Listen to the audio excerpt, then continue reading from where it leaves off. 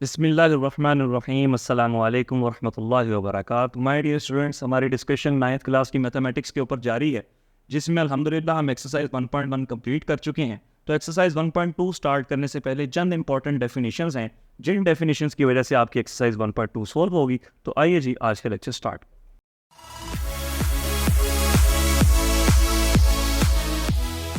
आज हम जितनी भी डेफिनेशंस पढ़ने जा रहे हैं वो सारी की सारी टाइप्स ऑफ मैट्रिसेस हैं। तो पहली डेफिनेशन है जी रो मैट्रिक्स। रो मैट्रिक्स क्या होता है? जिसमें सिर्फ एक ही रो हो।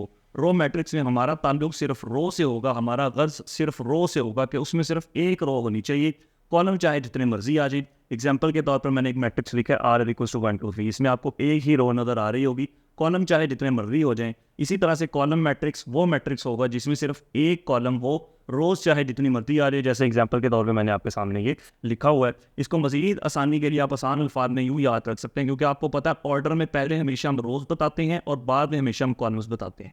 तो रो मैट्रिक्स का ऑर्डर हमेशा 1 into समथिंग कुछ भी हो सकता है, और कॉलम मैट्रिक्स में क्या होगा?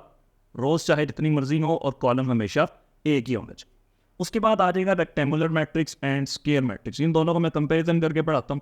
Rectangular matrix and square matrix, आपको याद होगा बचपन में हमें ना छोटी क्लासेस में टीचर्स शेप्स बना के दिया करते थे, और वो कहते थे बेटा उसमें कलरिंग करो। ये रेक्टेंगल है और ये स्क्वायर है। जिसकी चारों साइड्स बराबर हो वो स्क्वायर होता है, जिसकी ऑपोजिट साइड्स बराबर हो वो रेक्टेंगल होता है। तो जैसे रेक्टेंगल की चारों साइड्स बराबर नहीं होती, इसी तरह रेक्टेंगुलर मैट्रिक्स में नंबर ऑफ रोज और नंबर ऑफ कॉलम्स भी बराबर नहीं होते, डिफरेंट होने चाहिए। जैसे कि एग्जांपल के तौर पर आपके सामने एक मैट्रिक्स लिखा हुआ है मैंने 1 2 3 4 5 6। इसमें रोज कितनी है जी? 2, और कॉलम्स कितने हैं? 1 2 3, और कॉलम्स है जी 3। Number of rows and number of columns are not equal, then this matrix is a rectangular matrix. और स्क्वायर मैट्रिक्स, जैसे कि स्क्वायर की चारों साइड्स बराबर होती हैं, इसी तरह से स्क्वायर मैट्रिक्स की बात की जाए तो नंबर ऑफ रोज और नंबर ऑफ कॉलम्स भी क्या होती हैं? बराबर होती है। जैसे कि 2/2, 3/3, 4/4। एक एग्जांपल के तौर पे मैंने आपके सामने मैट्रिक्स लिखा है जिसका ऑर्डर क्या है? 2 रोज 2 कॉलम्स। तो ऑर्डर क्या बन गया जी? 2/2। नेक्स्ट आ जाता है नल मैट्रिक्स। नल मैट्रिक्स को हम जीरो मैट्रिक्स भी कहते हैं। नाम से ही पता चल रहा है कि नल या जीरो, ऐसा मैट्रिक्स जिसमें जितनी भी एंट्रीज हो सारी की सारी जीरो। एग्जाम्पल के तौर पर एक मैट्रिक्स आपके सामने लिख दी जिसका ऑर्डर है 2/2। अब इसमें जितनी भी एंट्रीज है सारी की सारी जीरो है। अगर मैं यहाँ पर जीरो की बजाय यहाँ पर 9 कर दूंगा तो ये नल मैट्रिक्स नहीं रहेगा। नल मैट्रिक्स वो होगा जिसमें सारी की सारी एंट्रीज जीरो हो, उसका कोई भी ऑर्डर हो सकता है। नेक्स्ट डेफिनेशन की तरफ चलते हैं। Transpose of a matrix. Transpose of a matrix क्या होता है? The interchanging of rose into columns and columns into रोज। आपने रोज को कॉलम्स में चेंज कर देना और कॉलम्स को रोज में चेंज कर देना। यहाँ पर अभी सिर्फ आपने इसकी डेफिनेशन याद रखनी है कि ट्रांसपोज ऑफ अ मैट्रिक्स होता क्या है, कि आपने रोज को कॉलम्स में चेंज कर देना और कॉलम्स को रोज में चेंज कर देना। और ट्रांसपोज किसी भी मैट्रिक्स का फाइंड कैसे किया जाता है वो इंशाल्लाह जब हम एक्सरसाइज 1.2 स्टार्ट करेंगे ना, तो तब मैं आपको समझाऊंगा। अभी के लिए सिर्फ आपने ट्रांसपोज ऑफ अ मैट्रिक्स की डेफिनेशन याद रखनी है। क्या डेफिनेशन होती है? The interchanging of rose into columns and column into रोज। मतलब रोज को कॉलम्स में चेंज कर दिया जाए और कॉलम्स को रोज में चेंज कर दिया जाए तो वो ट्रांसपोज ऑफ अ मैट्रिक्स बन जाता है। उसके बाद है जी नेगेटिव ऑफ अ मैट्रिक्स। नाम से ही जाहिर है नेगेटिव। अब नेगेटिव ऑफ अ मैट्रिक्स क्या होता है? आपने क्या करना है, उस मैट्रिक्स में जितनी भी एंट्रीज हैं सबके साइंस को क्या कर देना? चेंज कर देना। आप सबको इस चीज़ का अंदाजा होगा कि साइंस कैसे चेंज होते हैं, कि उस मैट्रिक्स को अगर हम माइनस से मल्टीप्लाई करते हैं तो नेगेटिव ऑफ अ मैट्रिक्स के भी क्वेश्चंस आपके सिलेबस में हैं। इंशाल्लाह जब हम एक्सरसाइज 1.2 स्टार्ट करेंगे तो ये दोनों कैसे सॉल्व करने हैं, किस तरह फाइंड करने हैं, ये आपको मैं वहाँ पर सिखाऊंगा। अभी के लिए सिर्फ आपने ट्रांसपोज की और नेगेटिव ऑफ अ मैट्रिक्स की डेफिनेशन याद रखनी है कि रोज को कॉलम्स में चेंज कर दिया जाए, कॉलम्स को रोज में चेंज कर दिया जाए, वो ट्रांसपोज ऑफ अ मैट्रिक्स। और नेगेटिव ऑफ अ मैट्रिक्स क्या होता है? कि उस मैट्रिक्स में जितनी भी एंट्रीज है सारी की सारी एंट्रीज के साइन चेंज कर दिए जाए। साइन चेंज करने का मतलब क्या है? कि जिस वैल्यू के साथ, जिस एंट्री के साथ पॉजिटिव साइन है उसको नेगेटिव में चेंज कर दिया जाए, और जिसके साथ नेगेटिव है उसको पॉजिटिव में चेंज कर। आइए जी नेक्स्ट डेफिनेशंस की तरफ चलते हैं। जैसा कि मैंने आपको बताया था कि नेगेटिव ऑफ अ मैट्रिक्स के क्वेश्चन आपकी एक्सरसाइज 1.2 में मौजूद है। तो जब हम एक्सरसाइज 1.2 स्टार्ट करेंगे तो तब आपको बताऊंगा कि हमने उन मैट्रिसेस को सॉल्व कैसे करना है, ट्रांसपोज कैसे फाइंड करना है और नेगेटिव कैसे फाइंड करना है। सेम इसी तरह से सिमेट्रिक और स्क्यू सिमेट्रिक। अभी के लिए सिर्फ आपने इनकी डेफिनेशंस याद रखनी। जब हम एक्सरसाइज 1.2 करेंगे तो फिर इंशाल्लाह आपको मैं ये सॉल्व करना सिखाऊंगा कि सिमेट्रिक और स्क्यू सिमेट्रिक कैसे फाइंड करते हैं। सिमेट्रिक मैट्रिक्स क्या होता है जी? कि A transpose is equals to A। ऐसा मैट्रिक्स जिसका ट्रांसपोज लो वो दोबारा उसी के इक्वल आ जाए। स्क्यू सिमेट्रिक क्या होता है? ऐसा मैट्रिक्स जिसका ट्रांसपोज लो वो -A के इक्वल आ जाए। दोनों में फर्क क्या है? A transpose is equals to A A transpose is equal to minus A. अक्सर एमसीक्यू में भी पूछ लेता है कि if A transpose is equal to A then this matrix is called. नीचे 4 ऑप्शंस दी होती हैं, सिमेट्रिक, स्क्यू सिमेट्रिक, इस तरह से 2 ऑप्शंस और दी होती हैं, तो वो कौन सा मैट्रिक्स होगा? सिमेट्रिक मैट्रिक्स होगा। इसी तरह से ये भी अक्सर एमसीक्यू में पूछ लेता है कि अगर A ट्रांसपोज माइनस A के इक्वल आ जाए तो वो क्या होगा? वो स्क्यू सिमेट्रिक हो। ठीक है, ठीक। इनके क्वेश्चन की हम इंशाल्लाह एक्सरसाइज 1.2 में करेंगे। अभी के लिए सिर्फ आपने इनकी डेफिनेशंस याद है। उसके बाद आ जाता है डायगोनल मैट्रिक्स।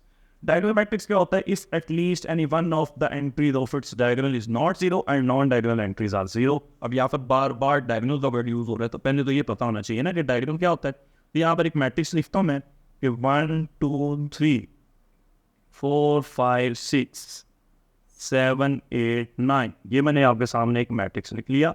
अब इसमें देखते हैं डायगोनल एंट्रीज कौन सी होती हैं। ये वाली जो एंट्रीज हैं इनको हम डायगोनल एंट्रीज कहते हैं, और इसके अलावा बाकी सारी की सारी जो एंट्रीज है वो नॉन डायगोनल है।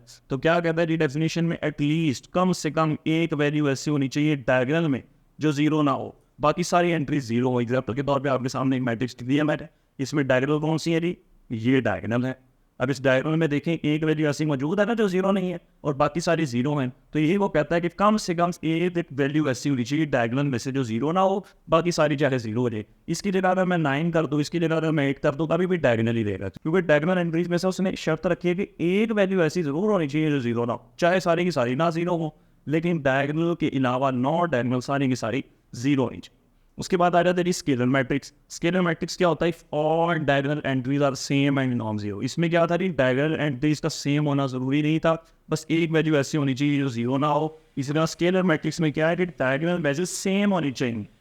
अब सेम के साथ साथ याद रखना आपने, ना तो वो जीरो हो ना तो वो 1 हो, क्योंकि आपको पता है कि इसमें नॉन डायगोनल, इसमें भी नॉन डायगोनल एंट्रीज तो जीरो होती हैं। जब नॉन डायगोनल जीरो है, अगर मैं डायगोनल को भी जीरो कर दूंगा तो वो नल मैट्रिक्स बन जाएगा। इस वजह से इसमें डायगोनल एंट्रीज सेम होती हैं, लेकिन वो 0 और 1 नहीं होनी चाहिए। चलो 0 का तो पता चलेगा कि 0 क्यों नहीं होनी चाहिए, क्योंकि नल बन जाएगा।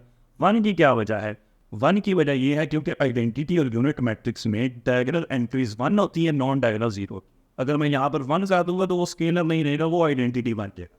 If all diagonal entries are 1, अगर डायगोनल एंट्रीज सारी की सारी सेम होने के साथ साथ 1 होंगी और नॉन डायगोनल सारी की सारी 0 होंगी, इस केस में वो आइडेंटिटी मैट्रिक्स बन जाएगा, और इसको डिनोट किया जाता है आई से। ये आपने याद रखना है, क्योंकि जब हम क्वेश्चन सॉल्व कर रहे होंगे तो आपको आइडेंटिटी मैट्रिक्स पूरा लिखने की बजाय सिर्फ आई यूज करने का।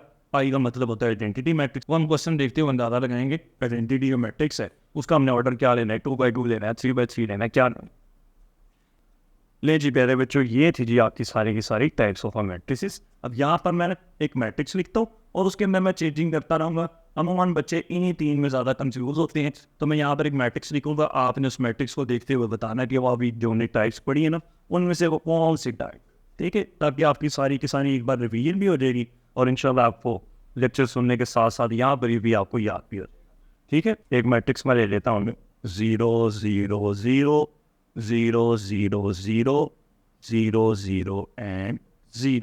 जी प्यारे बच्चे, ऐसा मैट्रिक्स जिसमें सारी की सारी एंट्रीज अगर 0 हो तो वो नल मैट्रिक्स। इस केस में अब ये वाला मैट्रिक्स क्या है? Null matrix.